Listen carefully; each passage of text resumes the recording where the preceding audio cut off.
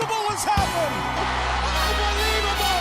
No record for human life. Off to the races. Can they catch it? Now he takes off the shirt. He's running down the middle by the 50. He's at the 30. He's bare-chested and banging his chest. Now he runs the opposite way. He runs at the 50. He runs at the 40. The guy is drunk, but there he goes. The 20. They're chasing him. They're not going to get him. Waving his arms. Bare-chested. Somebody stop Look that out. man. Here comes the blue coat, Oh, Kevin. they got him. Here They're comes the coming blue from the coats. left. Oh, and they tackle him at the 40-yard line. I'm talking about balls deep. I'm talking about balls deep. I'm talking about balls deep in love. I'm talking about balls deep. I'm talking about balls deep. I'm talking about balls deep in love.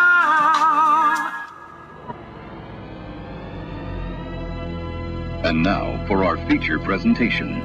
Balls Deep with Devin Jovan. What's up, guys? Welcome to Balls Deep Week 8 Pick'em. Alrighty. So last week, so let's recap it real quick. Last week, your boy 5-0, 5-0. Something that Jovan says at every episode. I'm going 5-0 this week. The boy actually went 5-0 this week. So that brings my season record to 22-12. I'm And gonna then say right Jovan. now, I'm going 5-0 this week. That boy Jovan, he went 2-3. Don't look as good as 5-0, right? Oh, man. Yeah, he went 2-3, bringing his record to 16-19. You gotta believe in yourself every week. I'm going 5-0 every week. You gotta believe in yourself. Alrighty, well, with that being said, we're gonna jump back to week 8, and we're gonna talk about some 3 key matchups. Then we're gonna jump into our locks, who we think is a definite win this week, and our upset of the week. We'll finish with the upset. So our first key matchup of this week is the Saints versus the Bears. The Bears. So the Saints sit at 4-2, and the Bears sit at 5-2. So currently, the Saints are 4.5-point favorite. Who do you have winning this matchup? I got the Saints. I feel like Chicago still scares me offensively, mostly. It doesn't seem like they can really get their run game going at all. Nick Foles has even come out and said that sometimes, Nagy calls plays and he knows they're not going to work. So that already for me is alarming. They've done well. Not to say they haven't. I mean, they're 5-2. Yeah, they're 5-2. So they're not a bad team. But I definitely think the coaching separates them. I think the Saints have struggled, and to say they've struggled this year is kind of odd because they're 4-2. But they're getting Michael Thomas, or more than likely getting Michael Thomas back this week finally, who obviously was suspended and then had a hamstring injury. But he has been practicing this week, so that's looking good. And they might get Emmanuel Sanders back, who was on COVID. Yeah, so I got the Saints winning this week. I'm going to agree with you 100%. Going with the Saints. Main reason why the Bears scared me as well offensively. And it's not more of the running game. It's just they haven't really been able to solve their quarterback issue. And I'm not blaming just their quarterbacks. Trubisky, I do blame him, though, because Trubisky is just Trubisky. But Foles has shown flashes of, doing well. Like his connection with Allen Robinson, it looks good. And fantasy-wise, your boy is happy. I got Allen Robinson. So, also, Allen Robinson's in concussion protocol currently. We don't know if he's going to play. So that just even gives me even more questions about the offense. And like you said, Saints are getting their weapons back. Yes, they're 4-2, and they've been very quiet. But it's mainly because they just have a lot going on in that franchise, with injuries and things like that. So I'm going with the Saints. They did, pull out a victory last week against the Saints, 3-point game. Not the Saints, the Panthers. It was a 3-point game. So I give them the victory this week. But I expect a close game, especially with the way the Bears defense is playing. Yeah. So I just think if the Bears want any chance in this game, they have to their offensive play calling can't be as predictable. You know, watching them, you can see that their offensive play call is very, very predictable. So if they want any chance at winning this game, they're gonna have to switch that up a little bit. I agree. So then shifting over to our second key matchup of the week is probably the most exciting matchup of the week is Steelers versus the Ravens. The rivalry, you know, has so much history. Every game they play seems to be a big game, but both franchises at the moment seem revitalized. I mean, the Steelers remain the only undefeated team in the league at 6-0, and the Ravens are not too far behind with 5-1. So, winner basically takes the number one spot in the division. So, I'll start, I guess, with this matchup. I'm going with the Ravens. I think the Steelers are going to get the first loss this week. Granted, I wouldn't be surprised if the Steelers win, but I'm going with the Ravens. I don't think they have an answer for Lamar Jackson. Even though their defense is super impressive and is number one in the league, they did kind of scare me in the second half of last week's game against Tennessee. Tennessee was able to make the adjustments, and they just didn't look as solid as they did in the first half. So I think with someone like Lamar Jackson on the other side, who's a playmaker when the ball's in his hand, and the ball's always in his hand. So I don't think they'll have an answer for him. Even if they get pressure on him, he's able to escape. So, and then I don't know if Yannick Ngakoue is playing for the Ravens. I don't think so. But that defense is still super impressive, and I'm not expecting a big game from any of the receivers. So if they were to win, it would have to be on the back of James Conner or whoever's at running back, and I don't see that happening. So Ravens are going to give the Steelers their first loss of the season, and that's my prediction. Yeah, I think I agree 100%. I do got the Ravens winning this one. Two very good defenses playing each other, but the key is Lamar Jackson in this. I mean, they have a chance at slowing him down, but there's really no stopping him. I mean, they might have T.J. Watt as, a spy on him, somebody who's constantly watching him, somebody who's probably maybe even following him most of the game, but almost seeing a complete meltdown from them in the second half against the Titans last week. I think kind of gives the Ravens their blueprint to what they have to do to beat them. And it's going to be very tough for the Steelers defense to stop Lamar Jackson. It's going to be a close game. I do think that the Steelers are going to have a tough time, like you said, getting their pass game going. So they're going to try to rely heavily on the run game, which I don't think is going to really bode well for them either. So I do think it's going to be a close game. But I got the Baltimore Ravens pulling out. It's going to be so hard for a team like the Steelers to remain undefeated, especially going into a matchup against a division rival who is such a good team. Yeah, I agree. So shifting over to our last key matchup of Week 8, it's the 49ers versus the Seattle Seahawks. So Seattle got their first loss last week in a crazy game. Might just be game of the season. It was just that up and down. Had me on the edge of my seat. Yeah, it was a very good game. Very close game. and it, even though like Russell Wilson had 3 interceptions, it was still an impressive game by him, to say the least. But he had 3 interceptions, and that's the main reason why they lost. But the play of the year happened in that game with DK Metcalf running down Buda Baker. So no one seen that happening, and it was just mind blowing. So the 49ers looked impressive last week, playing the Patriots. We've said Patriots have struggled as of late, but the 49ers, I put that one more on the 49ers than I do the Patriots, because that offense or that run game specifically was going crazy, but that defense wasn't making it any easier on Cam and the offense for the Patriots. So, granted, they both played this week. So, who do you have this week? I have Seattle, and I do think it's going to be a close one. I think it's a little bit more foggy. Not knowing the status of Jamal Adams, I think it's a lot easier to say Seattle if we know Jamal Adams is playing, but not knowing that yet makes it a little bit tougher to pick them. But I'm going more based off the inconsistencies of San Fran thus far this season. Obviously, they've looked a lot better these past few weeks, but there's just a little bit too much inconsistencies from them. Whereas there's not really we've not really seen Seattle be too vulnerable this season.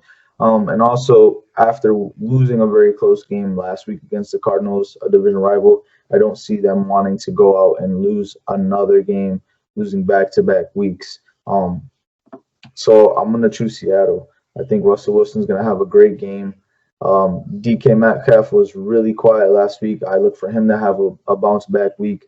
Obviously Tyler Lockett went crazy last week. I look for him Crazy, to not even a word to describe. like insane. That boy went balls deep. I look for him. I look for him to obviously keep up his play as well because he was struggling prior to this. Obviously, they had a bye week, but prior to that, he had two not so great weeks for what Tyler Lockett has been doing. So I just look back overall for that team to be better offensively, and to say look better offensively is still a little wild because they didn't look horrible.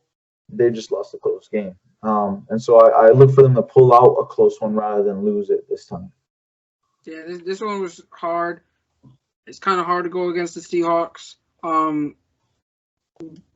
Just because I don't expect Russell Wilson to throw 3 interceptions again. Yeah. But like you said, it's kind of foggy with not knowing the status of Jamal Adams. And with that being said, I'm going with the 49ers this week. And the reason why is there's so many questions to that defense. They're not going to have Dunlap this week, so not expecting a pass rush. And that secondary without Jamal Adams is Swiss cheese. And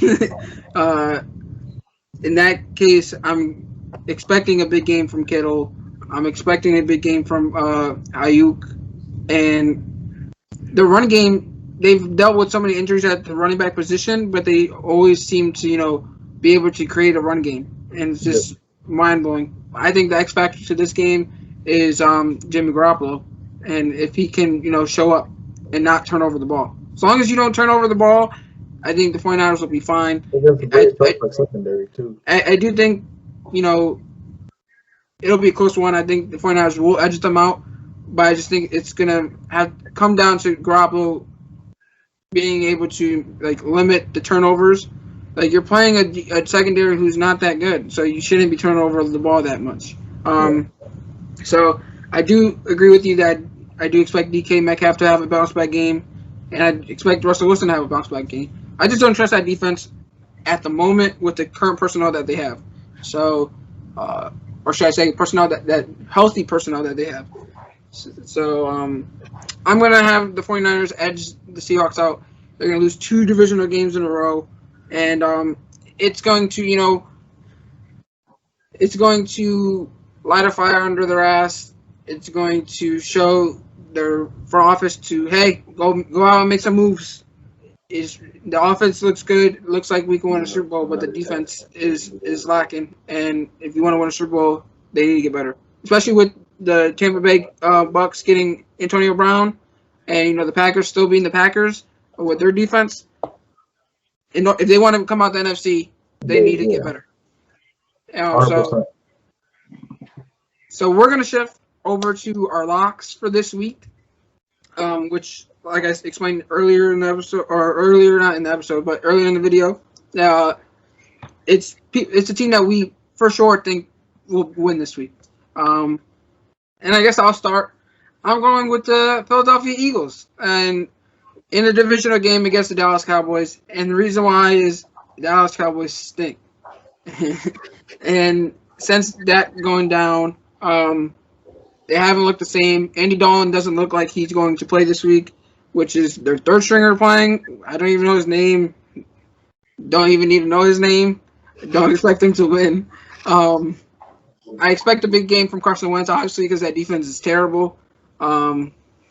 Even though they don't really have that much weapons for him to throw to. I do expect Zeke to have a good game, but the thing is, it's going to be hard for him to even do well when the focus is going to be on him. Like, yes, they have the weapons on the outside, but they don't have the quarterback to get them the ball. And I feel like the third stringer might come out and surprise me in terms of how good he will look, but I don't think he will be good enough, or he'll outduel Carson Wentz to come out with the victory for the Cowboys this week. My luck is actually against my team. It breaks my heart. But I'm choosing the Bucks against the Giants. And for good reason. Or I don't know, not so good reason. I never fucking know with the Giants. It's weird because they're my lock team, but I'm not expecting a blowout game. Okay. Watching this team every week, I don't know how they do it, but the Giants managed to play every team that's better than them so well. They managed to get me excited every week. Managed to make me start believing in them again. Late in the games, they have an opportunity to win it, and then somehow, some way, blow it. Whether it be Daniel Jones fumbling it, throwing an interception, Evan Ingram dropping the ball. So I'm not expecting a blowout. I mean, it could be a blowout. I just think, and it's not even just the Giants. I mean, the Buccaneers defense looks really good, looks top tier. They've only looked better and better as the weeks go on. Exactly. I mean, their offense, even though it struggled early in the season, mostly because of the injuries, Tom Brady's getting hot now. He just got AB, who's probably going to start playing this week. No, he starts next week. Next week, sorry. So, even with the injuries, he's gotten hot. Their defense looks really good and has looked good even when the offense didn't. And like I said, just the Giants can't find ways to close games out. And that's the story week in and week out. I mean, it's what I see week in and week out watching this team is staying close, making fans believe that they actually have an opportunity to win a game, and they just don't win the game. So I am expecting a close game. I mean, I won't be surprised if it's a blowout, but I'm expecting it to be close because they managed to play up to competition every week. I just know that they're not going to come out with that win. Just as much as it pains me to say it, they just. All right, so I guess we can move on to our upset of the week.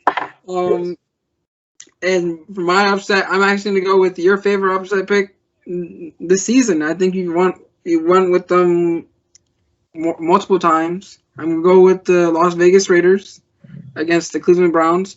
Both offenses seem to be ascending as we speak.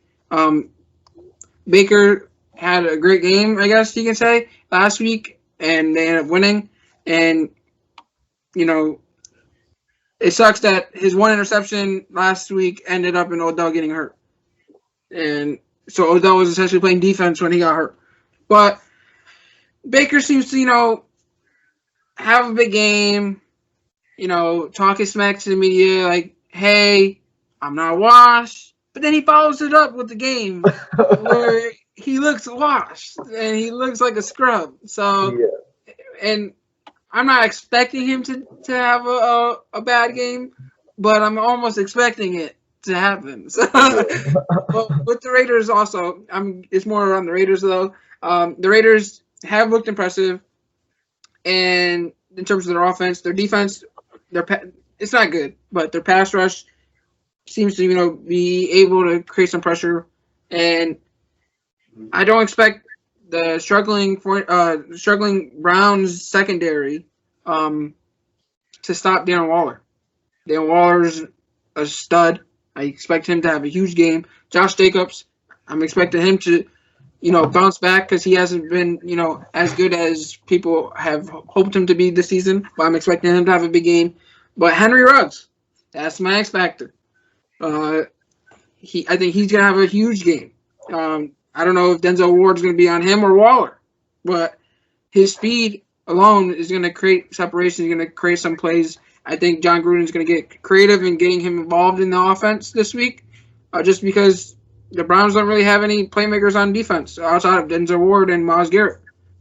So I'm expecting the Raiders in a high-scoring game. Well, high-scoring game for the Raiders. I don't know how much for the Browns because, like I said, Baker seems to be hot and cold each week. But if he comes out looking normal, it should be a high scoring game.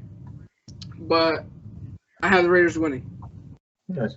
Um, my upset might surprise you. But I got the Pats against the Bills. Obviously, we know how well the Bills have played this year. But we know what the Patriots are capable of. They're obviously a good team. It's a division rival. They always play the Bills well. I mean, they've always been the best team in that division by far. But I am expecting them to be carried by their defense this week, but also expecting that Cam Newton bounce back. I mean, he said it. He said it in the last few days, and he knows he's expected to be better. He knows that New England is not happy with the way he's played ever since him coming back. Obviously, he was benched for having a bad game, like you said earlier. He looked injured. You're not sure he was, but he looks injured. So I do expect that Cam Newton is going to have a big game. But ultimately, I think their defense is going to be the difference in that game. I think their defense is going to carry them. I think the Patriots know that right now they have to turn the season around. They're not a bad team by any means, even though they never have the talent that jumps out on paper. If there's any team that's going to be able to turn a season around that they're having currently, which isn't a horrible season, especially so early, it's so easy to turn around, it's going to be this team. I mean, they have the coaching for it. They have enough talent for it. So I do think that their defense is going to carry them up until they can get their weapons, get more weapons or get the players they have going. I don't know if I agree with you, but again, it's an upset pick. So I do expect them to bounce back, or Cam Newton and the offense to bounce back. Their defense hasn't really looked that good this year compared to years past, but they do have Bill Belichick. So who knows what that mastermind is doing behind the scenes to prepare. So I do expect a close game. I don't expect them to win. Primary reason why is because what we talked about in this upcoming episode where he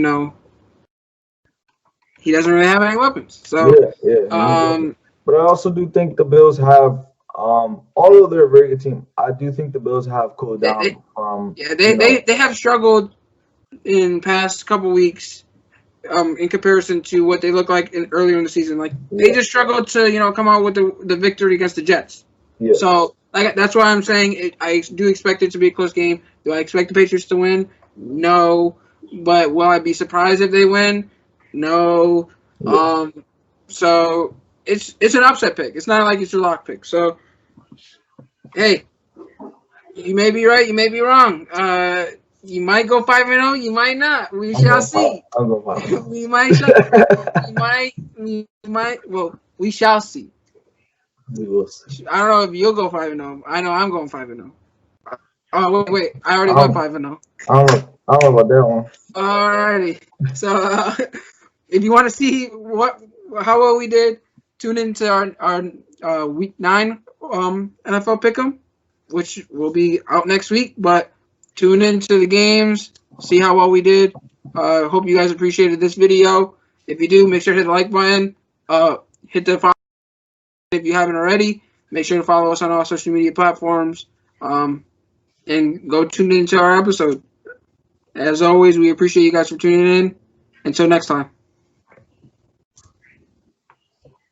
You're talking about balls deep. I'm talking about balls deep. We're talking about balls deep in love. I'm talking about balls deep. My boy's talking about balls deep. We're talking about balls deep in love. Yo, what's up, everybody? King Triple C here, the Olympic champ, the flyweight champ, and the bantamweight champion of the world. In other words, the GOAT, the greatest of all time. Man, that's right. Anyhow, I want to give a special shout out to Devin and Jovan. I know you guys have started your podcast, Balls Deep, with Devin and Jovan. I want to congratulate you guys, and I want to tell everybody that's out there that doesn't know about them to you guys follow them, subscribe to them, and you guys make sure to follow them on all your social media platforms, because if you don't, You guys can bend knee to Triple C.